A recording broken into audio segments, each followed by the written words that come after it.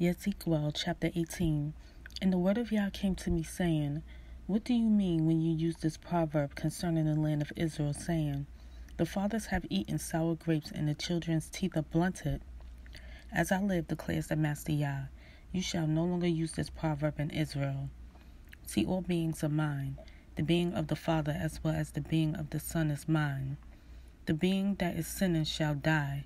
But if a man is righteous and shall do right ruling and righteousness, if he has not eaten on the mountains, nor lifted up his eyes to the idols of the house of Israel, nor defile his neighbor's wife, nor comes near a woman during her uncleanness, if he does not oppress anyone, does return to the debtor his pledge, does not commit robbery, does give his bread to the hungry, and covers the naked with a garment, if he does not lend on interest or take interest, turns back his hand from unrighteousness, execute right ruling and truth between man and man.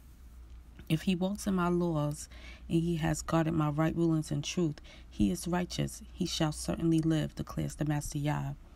But if he has brought forth a son, who is a robber or a shedder of blood, who does any of these, whereas he himself did not do any of these, that also he has eaten on the mountains or defiled his neighbor's wife, if he has oppressed the poor and needy, has committed robbery, he does not return a pledge, has lifted his eyes to idols or did abomination, if he has lent on interest or taken interest, shall he live? He shall not live. If he has done any of these abominations, he shall certainly die. His blood is upon him. But see, if he has brought forth a son, who sees all the sins which his father has done, but he fears and does not do likewise, has not eaten on the mountains, and has not lifted his eyes to the idols of the house of Israel, has not defiled his neighbor's wife, has not oppressed anyone, nor withheld a pledge, nor committed robbery, has given his bread to the hungry, and covered the naked with a garment, turns back his hand from wronging the poor, and has not taken interest,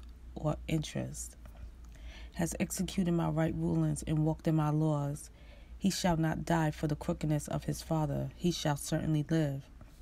His father, because he used oppression, robbed his brother, and did what is not good among his people, see, he shall die for his crookedness. And you said, why should the son not bear the crookedness of the father? But the son has done right ruling and righteousness, he has guarded all my laws, and he does them, he shall certainly live. The being who sins shall die.